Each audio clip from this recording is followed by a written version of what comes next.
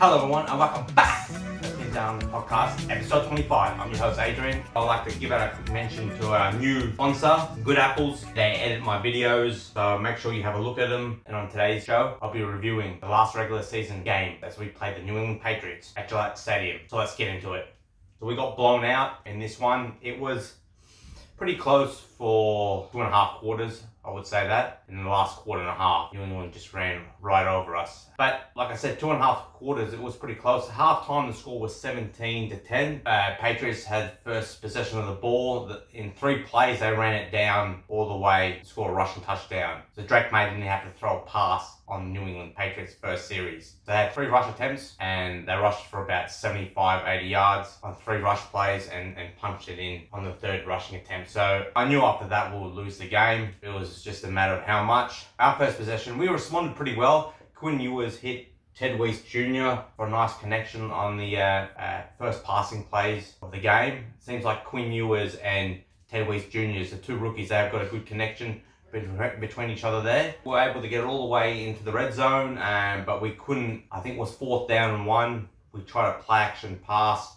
Quinn Ewers tried to throw it up the back of the end zone to Cedric Wilson, but he dropped it. Same old story with the Dolphins, especially this season. We have struggled on short yardage situations, especially 3rd and 1, 4th and 1. We just can't get a first down. So we continue to struggle on short yardage situations. So we gave the ball back to New England Patriots. On their second drive, they were able to score another touchdown. So they went up 14-0. I was like, here we go again. We're going to get blown out straight away. Defense wasn't really resisting much on New England's first 2 possessions. On our second drive, our offense, drove the field all the way down the field again. We got it into their red zone. I think it was like 2 or 3 yard line. Quinn Ewers, he did a play action pass and found Malik Washington back of the end zone completely free. So we tricked New England. They thought we were going to run it in, but we faked the run, went for a pass, and Malik Washington was wide open. So we got back in the game 7-14, and after that it was a pretty close fight. We got ourselves back in the game. Zach Sealer blocked a field goal attempt by Zane Gonzalez, the New England Patriots kicker. We were able to get a long field goal of our own. Riley Patterson continued his great season for us, the Miami Dolphins kicker. I think he's only missed 2 field goals this season, so he kicked a 50 plus yarder to get us into within 4 points, 10-14. New England Patriots finished the half with a long field goal of their own. Zane Gonzalez nailed a 59-yard field goal to make the score 17-10 at half time. So I was pretty happy at halftime. We were definitely in the game. We were only losing by a touchdown. We showed great resilience to come back. We were 14-0 down early on and only be losing 17-10. It was a good comeback by the Miami Dolphins. So second half started.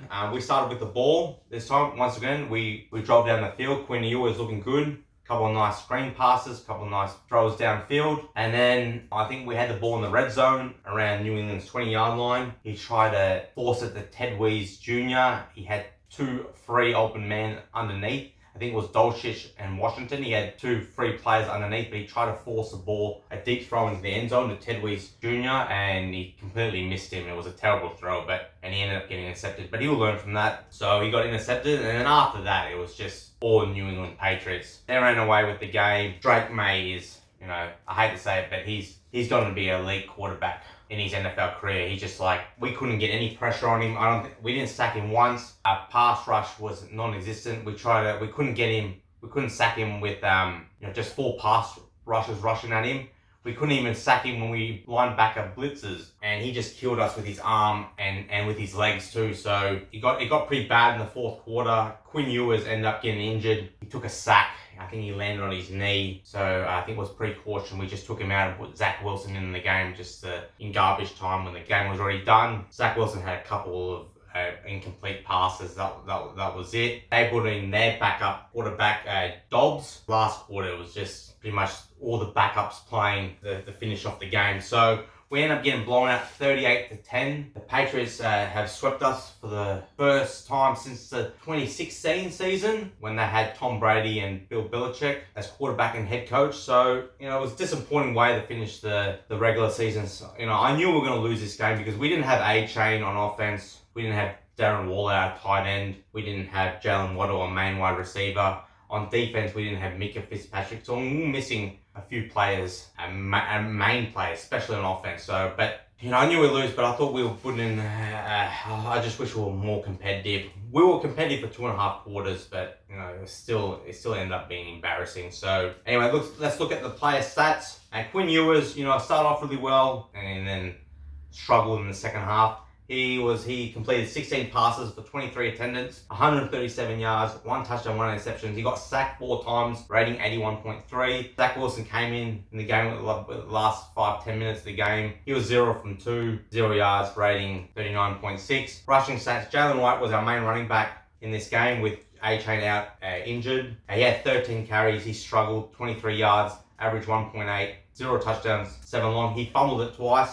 One fumble was luckily recovered back by us, by the Dolphins, and the other fumble was recovered by the New England Patriots. So he really struggled in this game. And Washington had 2 carries for 22 yards, 11 average, 14 long. Ollie Gordon struggled also as well. Our rookie 6th round running back had 9 carries, 9 yards. He only averaged 1 yard per carry. And Quinn Ewers had that 1 scramble, 1 carry for 9 yards, long 9. Our receiving stats, Ted Weeks Jr. was probably our best receiver of the day. He was our most targeted receiver. Seems like he has good connection with Quinn Ewers. He had 3 receptions, 44 yards, average 14.7, touchdown 0, long 20, targets 5. Greg Dulcich, he had an okay game. He looks like a decent tight end. Hopefully we can keep him because you don't know with Darren Waller. He's always injured, this guy, so he's very injury prone. Darren Waller, our main tight end. So I hope we can.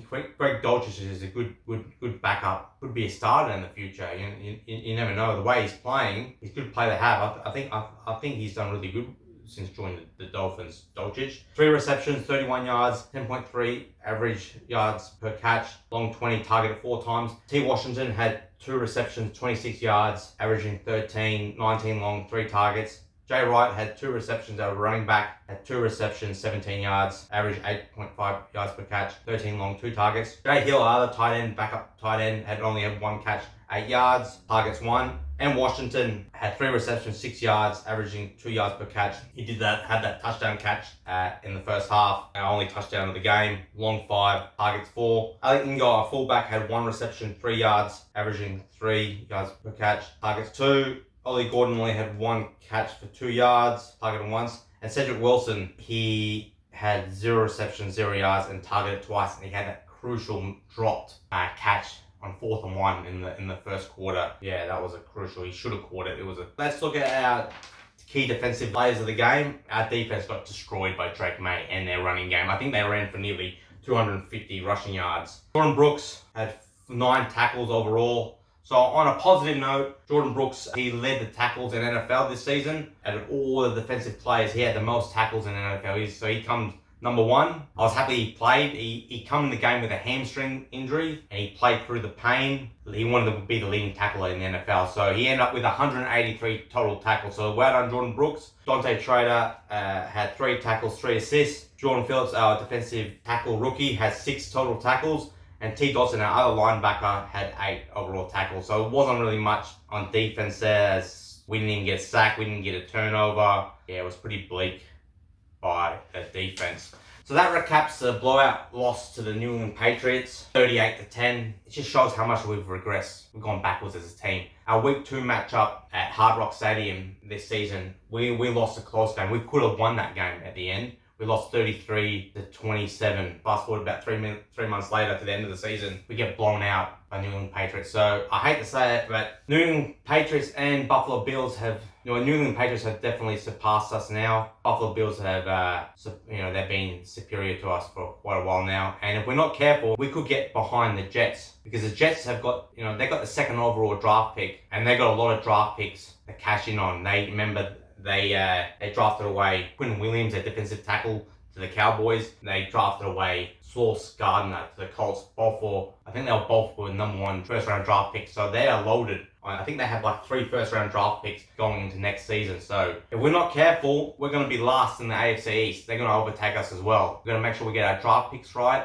Make sure we get our head coach right. There's good head coaches available. Me personally, I would go with John Harbaugh. He's just been sacked by the Ravens. Harsh in my opinion, because they should have won the AFC North. Tyler Luke, the Baltimore Ravens kicker, missed a pretty easy field goal there at the end against the Steelers, which would have won them the AFC North title. So John Harbaugh has been sacked. I think he's been Baltimore Ravens coach for 18 seasons. He's been in the playoffs heaps of times. He's got a few playoff wins. He's won a Super Bowl back in 2012 with Joe Flacco. He's definitely a coach I would look at. You know, he's a good experience head coach. He'll change the philosophy and culture in Miami, definitely. And he's a tough-nosed head coach too. You know, he doesn't take any crap. Doesn't let players walk all over him. And hopefully he brings Lamar Jackson with us if we go after him. But, you know, it's a long shot. But I would even, I know this is a hot take, but I would even take Pete Carroll at Miami Dolphins. I know he had a bad season with the Raiders. They finished like 3-14 or something like that. He's another good experienced head coach. You know, he had a tough assignment there, the Raiders. He didn't really have a good players list. He had Geno Smith as his quarterback. No offense to Geno Smith, but I would even take Pete Carroll. He's won a Super Bowl. He's got a few playoff wins. You know, he's been to 2 Super Bowls, Pete Carroll. So I would even take him. We need an experienced head coach. Seven Ross got to stop getting these first-time head coaches. Like we've tried that. We've tried that 2 or 3 times. You know, it hasn't worked for us. He needs to go for an experienced head coach, in my opinion. We finished the season 7-10. In the draft, we've got the 11th overall pick. Anyway, I hope you enjoyed this show. Thank you for watching. Make sure you like, subscribe, comment, and share, and all that good stuff. So this is going to be my last game review of the season, but I'll still be making videos for anything breaking news of the Miami Dolphins. So make sure you stay tuned, and I'll see you next time. And as always, fins up.